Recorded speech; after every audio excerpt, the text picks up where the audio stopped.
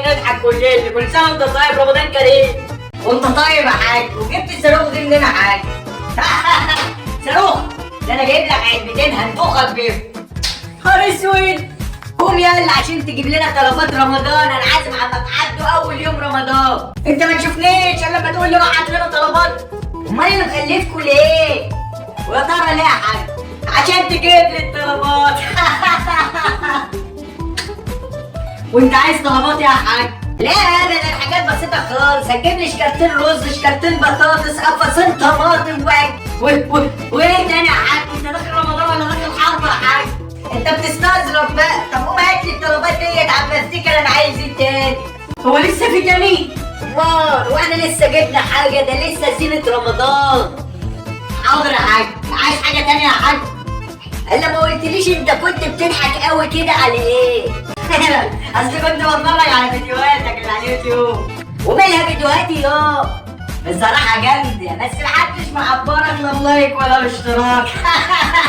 كده اتشمتوا الكلب دي فيا. طب قوم هات الطلبات عم يعملوا لايك واشتراك وقابلني. على الله ان شاء الله. هو انت مستني حد يا حاج؟ هستنى مين يعني؟ هو انت؟ انا جاي اصالحك وارضيك يا ابو عاطف. كل سنه وانت طيب، رمضان كريم والمسامح كريم. تعالى خش. وايه اللي جاب الحرام النجل ده هنا تاني؟ خلاص يا ابني انا سامحت عشان رمضان وهو بالمره يعمل الزنا معانا. يا حاج ده غضبان. ما خلاص بقى يا استاذ عاطف، ما قالك يا عم سامحت. الله. قوم انت هات لنا الطلبات عم اتكلم مع الدكش شويه. ها شويه. يلا بينا. جبت لك يا عم كل طلباتك اهي. ايه ده يا حاج؟ ايه اللي عمل في الدكش كده؟ لا يا انتوا، انت مفكرني ان انا نسيت اللي عمله معانا يوم عمر شاور ولا ايه؟